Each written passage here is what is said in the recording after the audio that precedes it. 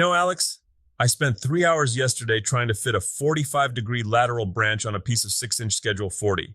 3 hours. Let me guess. You measured twice, cut once, and somehow ended up 3 inches short. I wish. I ended up with a gap so large I could have welded a ham sandwich into the joint and still had room for mustard. Ask me how I know that eyeballing it doesn't work for 6 grams pipe welding. I'm assuming the how you know involves a very expensive piece of scrap metal and a lot of swearing behind a welding mask. Precisely. Today we're talking fabrication layout and fitting, the stuff that happens before the spark. Because here's the thing nobody tells you. The welding is the easy part. The fitting is where the soul-crushing despair lives.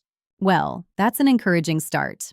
Welcome to the Tiger Den podcast. I'm Alex, and this is Tiger, the man who currently has more sawdust and grinding dust in his coffee than caffeine. Today, we're diving into the weeds, isometrics, beveling, Pythagoras' favorite piping tricks, and how to actually make two pieces of metal meet like they like each other. Okay, Tiger, let's start with the map. I see you guys with these drawings, isometrics. To the uninitiated, it looks like a game of 3D Tetris gone wrong. What's the first thing you're looking at when you pop one of those open? The first thing you look for is the north arrow. If you don't know where north is, you're building a staircase to nowhere. But the real meat is the bill of materials. You've got to know if you're dealing with a slip-on flange, a weld neck, or a 90-degree long radius elbow. If you grab a short radius elbow for a long radius layout, well, let's just say you're going to be doing a lot of unwelding. Wait, hold on. Unwelding? Is that the professional term for Tiger spent 40 minutes with an angle grinder crying, "Soados raidi, down, sent down south"? It's the polite term. But look at these lines. An isometric drawing is a 3D representation on a 2D plane. It uses 30-degree angles to show depth. The most important thing a beginner needs to understand is the takeoff. If you have a pipe run that needs to be 48 inches from center to center, you can't just cut 48 inches of pipe. You have to subtract the takeoff for the elbows or T's. Okay, explain takeoff to me like I'm 5 and I just want to play with the shiny welding torch. Imagine you're driving a car. If you need to stay exactly 10 feet from a wall and you turn a corner, the car has a turning radius, right? The takeoff is the space the fitting occupies. For a standard 90-degree long radius elbow, the takeoff is 1.5 times the nominal pipe size. So for a 2-inch pipe, the elbow takes up 3 inches of your total measurement. If you forget to subtract that from your pipe length, your spool is going to be way too long. And that's where the Pythagorean theorem comes in. My high school math teacher said I'd use it, and I laughed at him. Was he right? He was a prophet, Alex. Especially when we get into rolling offsets. If you're moving a pipe 3 feet up and 4 feet over, you're calculating the hypotenuse to find your travel distance.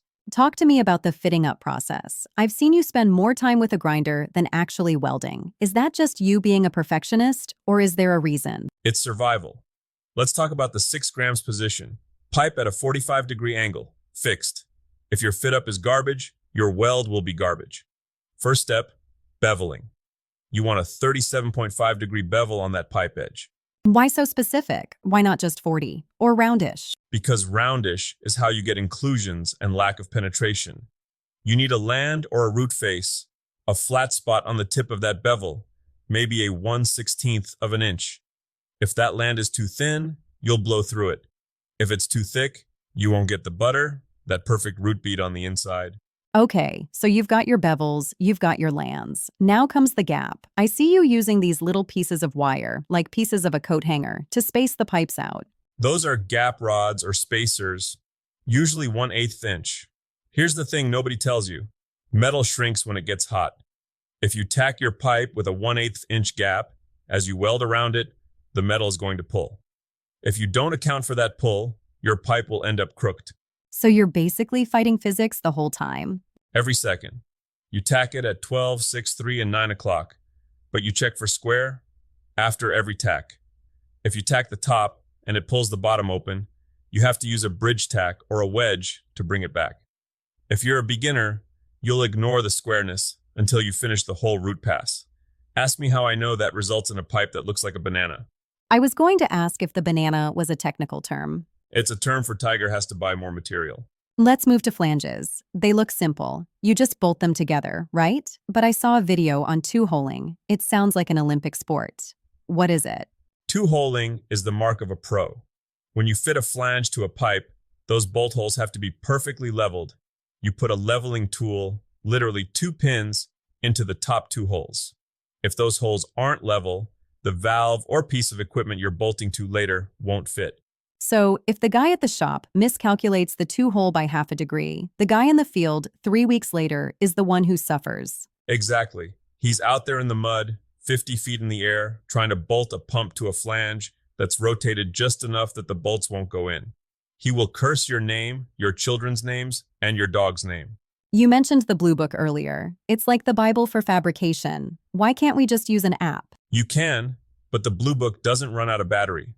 It has tables for everything: lateral offsets, standard pipe dimensions, even how to lay out a fish mouth cut. A fish mouth is when you're joining one pipe to the side of another at a 90-degree angle. You have to cut a curve into the end of the branch pipe so it sits flush on the radius of the main pipe. That sounds like a nightmare to mark out by hand. It is. You use a template, you can wrap a piece of paper around the pipe, mark your ordinates, and cut it. If you're off by a 1/4 inch, you have a gap. And remember what I said about gaps? The ham sandwich thing. I remember. Exactly. No meat in the weld zone. Tiger, we joke about the bananas and the unwelding, but why does layout matter so much? I mean, shouldn't we just focus on making the prettiest welds possible for Instagram? Here's the truth, Alex. A pretty weld on a bad fit up is just a shiny mistake. In fabrication, the layout is the integrity. If your measurements are off, the stress on the joints is higher. If your bevels are inconsistent, your penetration is weak. So the maker part happens in the planning. The maker part happens in the silence before the machine starts. It's in the patience of checking your level for the 5th time. It's in realizing you made a mistake on your math and being humble enough to start over instead of trying to weld across the gap. That feels like a life lesson, disguised as a piping tutorial. Most shop work is. If you can't be honest with your square, you can't be honest with yourself. Wow, that was deep. Are we still talking about pipe fitting, or did we just start a therapy session? A bit of both. But seriously, go buy a Blue Book. Even if you don't use it, it makes you look like you know what you're doing. Fair enough. Well, that's our deep dive into the world of layouts and fit-ups. Tiger, go wash that grinding dust out of your coffee. It adds character, Alex, and fiber. Gross. Remember, the measure of a craftsman isn't how few mistakes he makes. It's how well he fits the pieces back together after he screws up. See you next time at the Tiger Den.